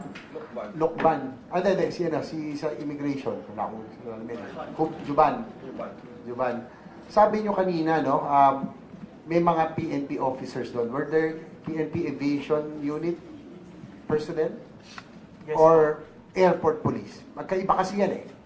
May airport police pa eh, di ba? Actually, pagdating ko pa lang po doon before 10 p.m. at around quarter to 10 nga po yun, may dalawang naka-uniform na police na po na personnel na nasa loob na po ng aeroplano. PNP yan. Was it PNP or airport? Naka-uniform po sila ng police and then meron po Hindi, kasi dalawa yung police yan eh. Airport police is different. Entirely different from the PNP. Ano siya? I cannot say po kung Hindi, magkaiba uniform. I'm sure you're assigned to the airport. Pwede hindi mo alam. Blue ito, ang airport police, gray and black. Naka-uniform po na blue. Blue. And I received a report also, Mr. Chair, siguro tatanong ko lang kay airport manager, this is not the first, the second, third time na ho daw nangyari itong incident na ito. Would you confirm that? Mr. Chair, based po dun sa documents na nakuha ko, pang second po ito. No, but prior to this, and then yung incident December, may isa pa daw, no? And what I received information, Mr. Chair, that yung pong concern ni Senator Dolfo kanina, airport police ang nag-escort from Delta Gate or whatever gate, sila pa ang nagdala hanggang doon po sa plane side. Any airport police personnel who are here? Please identify yourself. Sir, good afternoon, Your Honors. Airport Police Superintendent Luis Cometa Jr. Ako po yung OIC, officer in charge ng Airport Police Department. Would you confirm that these personnel that boarded this aircraft were escorted from the gate by the airport police? Yes, Your Honor. Hanggang po dun sa immigration area in the plane side, and then yung patrol po ay lumiba na po after that. Pero ano protocol? Bakit sila ine-escort nyo? Was there a request? O very VIP ba ito? Bakit sila masyadong naging airport police pa ang nag-escort sa kanila? Your Honor, that is part po ito ng approval ng request nila. Yeah, with the lead guide. Dahil po may security and safety measures po dun sa loob kasi may mga aircraft po. Na, Sino po ang nag-request nito? Si Globan po. Globan? Opo. Yung incident last December, did you also escort yung pong kanila pong mga pasahero sa international charter flight? Sir, bakit po kayo naniniwala sa utos sa inyo ni Global sa magkanong kadahilanan? Ay, sa anong dahilan pala, sorry. Kasi utusan ka lang. You're an authority, you're an airport police. As such, ikaw yung otoridad. At pwede mong tablahin ito, bakit kinikinig sa utos nitong Global na to? Kung sabihin ng Global lumundag, sabihin mo how high? Uto-uto kayo sa Global. Pero syempre, may dahilan nyo kung bakit kayo nagpapauto sa Global, right? Your Honors, the guide has been Kasama approved. ko ba sa mandate nyo yan, na kapag inutusan kayo ng ground handler, susundin nyo, kahit na illegal? Your Honors, may approved request po from the Office of the AGMCS to have a lead car po. Kaya po, na-escort. Not AD, ano po yun? ADBS? AGMCS po, Assistant General Manager for Security and Emergency Services. And who is that personality? General Gonzales po. Kasi pag escorted, Mr. Chair, so hindi na pwedeng galawin ng immigration, hindi na pwedeng galawin ng APSICOM, wala na pwedeng gumalaw kasi escorted na yun ng airport police eh. So kung wala sana kayo doon, eh marami pwedeng mag-check. So from now on, dapat itong global, hindi nyo pinakikinggan. Tatawa-tawa po kayo, sir. Mr. Gonzales, before you answer that question, I would like to ask, since Globan is the ground handler, do you submit a list of names of individuals, A, who are passengers, B, who are well-wishers? The ones, yun ang mga naghahatid. Di ba, since ground handling kayo, Mr. Lukban, dapat meron din kayong listahan ng mga sasakyan na maghahatid sa loob, pati yung mga kung sino yung driver, etc. Meron po So, sinabit nyo kanino po? sa MIAA po, sa office ni... So, may kopya kayo, Mr. Gonzales? Yes, Madam Chair, I have a copy of the request as part of the requirement ng pag-provide ng handling po ng Globan. Ito po yung document, they have the name of the driver and the vehicle plus the plate number po as part of the... Pero walang passengers po. Yun ang... Yes po, Madam Chair. So, Yes, parang po, yun yung flaw na nakikita natin, no? Maybe from now on, all the passengers that are supposed to be within the security protected area should also be listed. Hindi lang yung driver, di ba? Which is actually kind of pakitang tao na chinek namin yung driver. Para bang nung meron tayong pandemic noon, pagpapasok sa establishment, yung driver lang ang kukunan ng temperature, pero yung mga pasahero hindi naman, di ba? So parang ito, para lang masabi na may nagawa tayo. Pero actually mali yun. Tapos, pasensya na Globan, pero di ba nasabit din yung pangalan ninyo dahil dun sa Dargani incident? Okay, ang nag-report noon, kaya hindi naka-take off, immigration din naman ang nag-tip off. So, yon points for immigration at that time. This time points for PNP. May I ask your opinion on that? Didn't you vet the passengers who will charter the flight? Ma'am, pasensya na, Madam Chair. Ano po yung bet? Pasensya na talaga po. Clear. Imbestigahan. Imbestigahan. Inspect. Vet. Wala po kaming kakayanan mag-imbestiga. Hindi naman imbestiga. Alamin. Sino ba yung pasahero? Ilan pa to? Kasi handle At kami po nga po ang handler, pero lahat po ng impormasyon binibigay na namin sa immigration pagtao. So may information kayo. Meron po kami. kaming... Taong nakalagay, anin, bakit naging 15 o 14 o 15? Ano? Sandali. Hindi, sir. You can be cited for contempt here. Alam mo naman. No, sir. Alam mo issue rito eh. Hindi, alam ko yung issue. Ang sa akin, sir, sasagutin ko ng tama lahat. Gusto ko po malaman kung alin po talaga muna ang pag-usapan yun sa Dargani o... Kanina ka pa nakikinig dito. Yung pinag-uusapan natin, February 13. Bakit ka napunta sa Dargani? Hindi. Kasi si Ma'am, either you shut up or we'll kick you out here. No, niloloko mo na kami. Mr. Chairman, kaya ko nabanggit yung Dargani is because of the track record of Globan transporting passengers. Now, it's not a misinterpretation of Mr. Lukban. I actually mentioned it because I'm trying to prove a point that Globan transports passengers and submits the name for clearance. So, maybe that's why you submitted the name of Dargani, kaya nalaman ng immigration. Opo. Kaya na-tip off tayo. Opo, in all honesty, talagang parati po sinasabit namin lahat ng pangalan. Wala kaming tinatago. Okay, sige. Pero actually, Mr. Lukban, ganito lang yon. Dapat malaman mo ang ibig sabihin ng vet. Kasi presidente ka ng kumpanya that will actually have to, kung yung bangko nga meron, know your customers, kahit pa paano dapat may konti kayo. Kasi it might be a liability for your company. Pag hindi nyo na kilala o ganyan. Mr. Lukban, Ilang kayo magkakalaban sa negosyo ito? Ikaw lang ba doon? O monopoly mo to? Marami na yun. Hindi po, marami po rin. Mga siguro, yung sa alam ko po, siguro mga 10, ganyan. 10 kayo competing for passengers, departure, arrival. Binibigyan kita ng advance notice. Pagdating ng August, makatanggap kayo ng handling. Kasi FIBA World Cup natin, may sariling aeroplano kasama si LeBron James, may sariling aeroplano yun. Yung mga NBA superstars na darating, kanya-kanya yon. So, ibig sabihin, pag yung mga ganong mga pasahero, siyempre, excited ka. Ito, yun na yung betting. Ito, pasahero namin, na-handle namin si Kevin Durant, narating sa Pilipinas. So, hindi mo dapat sabihin na, hindi ko alam mo yan gano'n. 10 lang kayo nagagawa sa ganitong negosyo. And I think you are you have more expertise. Ilang taon na kayo? 57 po. Hindi, in business, yung global. Hindi yung edad mo. Sorry.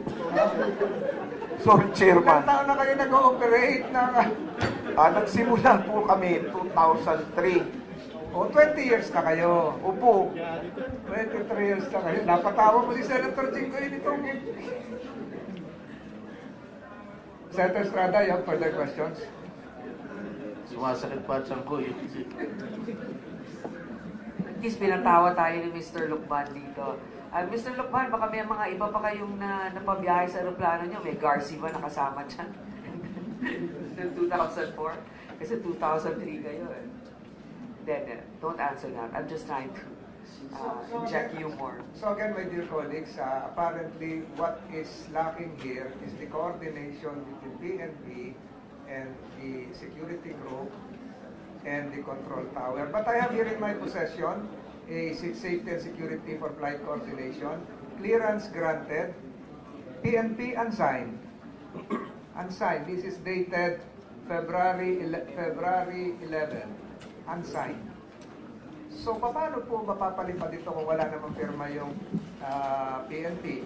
And then, there is another one, PNP, sarili lang nila, walang firma yung MIA, sign sila, pero recommendatory nila for aircraft exit clearance. But this safety and security for flight coordination, dapat ang pipirma, 3. Nakapirma po dito, ang unang pumirma po ay Gani Lucban. Sino po si Gani Lucban? O, yan. So nakita mo to? Hinawakan mo to, di ba? Opo. Pirma mo to. Oh. So nakita mo wala pa yung pirma ng PNP, may pirma sa baba. Sana nagdalawang isip na, boss, mukhang delikado tayo, wala pa palang clearance. Ito po, nandito yung pirma nyo. Sir, i-check ko rin yan. Yun ang tamang salita. Yun ang tamang... I-check ko rin para sigurado. Yes, sir, kasi po, wala po ako nung araw nung flight. Sir, yun ang tamang meaning ng bet. I-check. I-check. Yun ang tanong sa'yo ni Senator Grace po. Hindi mo chinek, hindi mo binet. Bilang presidente ng kumpanya, for the last 20 years, dapat chinek mo. Mahirap medyo yung bet. Hindi mo na-check ito. Mr. Chair, pa-spelling mo sa kanya bet. Ano spelling ng bet, Mr. Mr. Lucban, dami ka lang ba? Dami ka lang ba ng global? Ano po? Dami ka lang. Hindi ikaw talaga tunay may-ari. Ginamit yung pangalan mo para magkaroon ng negosyo. May-ari po talaga. Nagsimula kami talaga. Ikaw talaga? Opo kami, kasama. Hindi ka dami? May mga kapartner po ako. Okay. Madami kayo, madami. 5 po bali. Mr. Chair, mabalik ko lang kay, if I may ask. Kay Mr. Chong, the manager of the airport, general manager.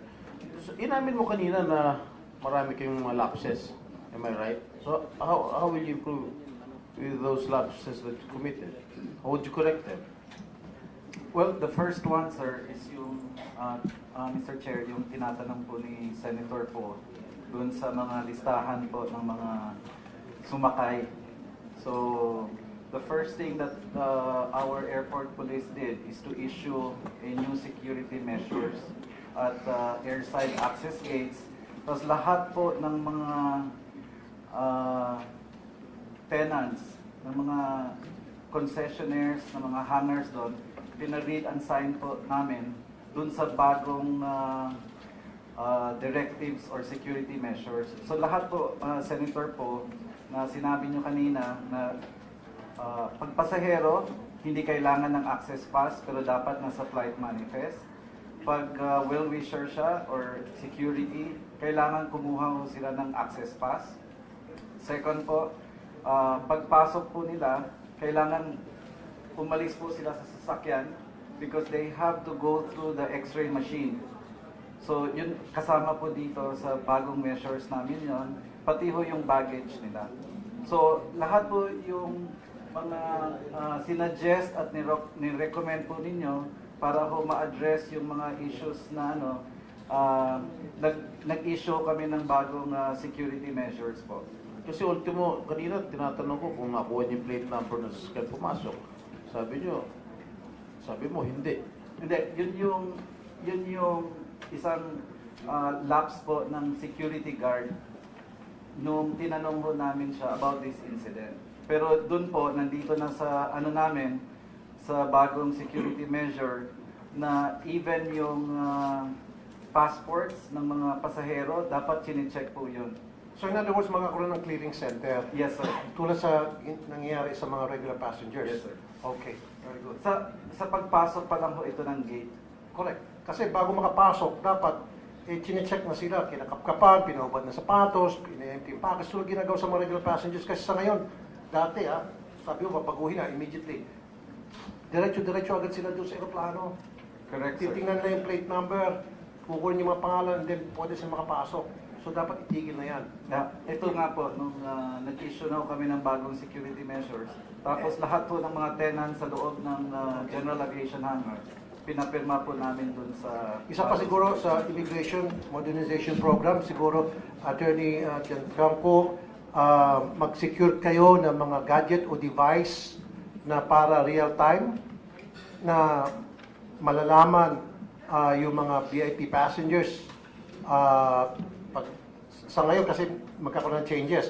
So before the changes happens, dapat meron kayong gadget na right there and there, check nyo po yung mga passengers. Hindi lang po through tawag kasi ngayon through tawag, telepono ata. Diba? So mag-secure po kayo ng mga bagong technology. Yes, Your Honor. In fact, we are already, last month we have already started the procurement for the mobile counters that we will use. So it can be used also in special flights. Thank you. Mr. Chair, para hindi na sana ikaw magkaroon ng hearing ulit, meron lang akong gustong tanungin kasi na para matapos. Please proceed. Oo. Unang-una, sino nag-video nung insidente na yon? Itaas ang kamay. Okay. So maraming salamat. Kasi ito, crucial dito. Ang sinasabi ninyo, hindi lang 7 ang nakasakay. Sinasabi nyo ilan? Siyam ang nakasakay na pasahero. Tama ba yon? 8, Your Honor. So 8. So bali may isang nakalusot. Yes, Your Honor. Paano kayo nakakasiguro na nakalusot yon? Kasi yung sinabit sa amin na galing dun sa Dubai na clearance form pag-land nila, 7 lang yung pasahero, pero sigurado kayong 8 yon. Yes, Your Honor. Immigration? Actually, ito po yung passenger and then 3 crew po. Bali, 10 po lahat silang nakasakay. Okay. Mr. Chairman, may I ask if the airport has some sort of reciprocity with the Dubai airport to get that information? Kasi yung sa amin, sinabit lang sa amin eh. Hindi namin alam kung baka fabricated yung dokumento na yon to serve the interest of certain individuals. So maybe if you can get the actual manifest, I don't know if that's what it's called when they land, of that day, para ma-cross-check lang kung talagang 7. Kasi minsan pag madilim, baka naninito ka na kung ilan yung nakikita nyo. Pero thank you so much for taking that video and for being transparent about it. Bakit kayo nag-video? Anong napansin ninyong anomalya doon?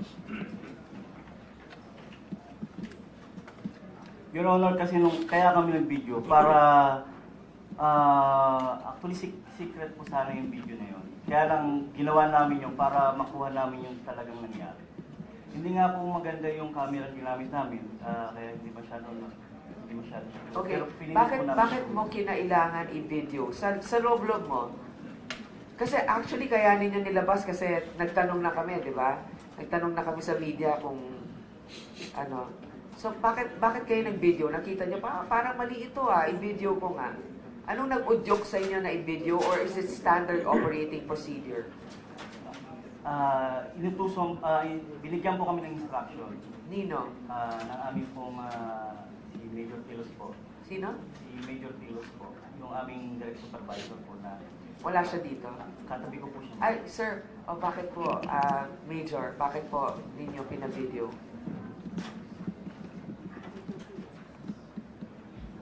Good afternoon, Ma'am Chair. Nagbigay po ako ng instruction na mag-video po sila kasi may nag-tip po sa amin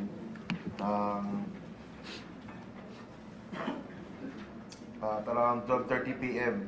na actually po ma'am, ang information na to ay bumalik pa ng February 11 na may nagsumbong na meron pong tinatraffic sa Balagbag Hub. Ang nagme-message po ay anonymous, wala pong number lang po.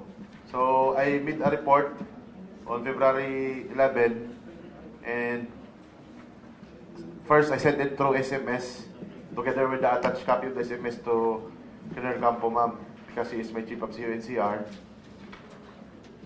Nauubusan kami ng oras, diretso na lang po, sir, kasi meron pa akong katanungan. Yes, sir. Pwede. Then that is why we video the flight because there is a tip na Okay, so may meron yung trafficking. Bago matapos, Mr. Chair, ang tanong ko lamang, meron mga foreigners na hindi nakasakay. Tama? Ano pong ginawa ninyo? Sino-sino po yung mga foreigners na hindi nakasakay, na naiwan? Who are they? Did you take the names of those foreigners? Meron po di ba? Hindi natuloy yung doon sa van. Na yung sasakay sana last minute pero hindi nakasakay. May mga foreigners doon. Yun ang sabi ng PNP. Parang gusto sana pumuslit, pero nakita may Yes. video, kaya hindi sumakay. Kaya nga, sino po yung mga foreigners? Mukhang si Mr. Lukban di ata lang. Ha? Ano ka mo? Sir, mga lang send of party lang yun. Wala talagang gusto. Sabi ng PNP, foreigners daw mga yun O na hindi nakasakay. Wala po kasi ako nung flight, pero sabi ng mga tao ko, sir, wala talaga. Sabi ng mga PNP, because they were there on the ground, nakita nila may mga foreigners na hindi nakasakay. Wala po talaga. Ito po ang immigration din naman para mag-testify. Permission of Senator Tulfo. Merong isa, Mr. Xiao Erchen. Mr. Xiao Erchen was not part of the flight manifest. He was issued a certification coming from the Bureau of Immigration last 16 January na. Na-issue yung kanyang certification. Tapos na. Nakalipad na. So, sino po ito si Xiao Erchen? Immigration? Nakasama sa manifest. Nakasama siya. Pero yung certification niya, na-issue, nakalipad na after 3 days. May I answer, Your Honor? Yes. Xiao Erchen is the former name of the handwritten passenger that was added. It is noted, it's a notation in his passport that his former name is Xiao Erchen. The certification is actually a redundant check that we made on February 16. It's actually a third dero check to ascertain if really there are no derogatory record of this particular passenger. The passport's name is Xiao Erchen. The former name, Your Honor. Okay. So we got it. So It's double the- verification kayo. Yes, sir. Okay. The Xiao Erchen was his former name, which is annotated in his present passport. Okay. Hindi mo na chinek yun, ano? Hindi mo na chinek. I think, but in the interest of time, and upon prior consultation with my colleagues here, we will conduct another hearing. That's the time when we can thresh out some details that we might have omitted in today's hearing. But we thank all the resource persons here present for giving us time and for elucidating some of the conflicting views we have at the moment. So, without objections on the part of my colleagues, this Senate Blue Ribbon Committee hearing is hereby suspended.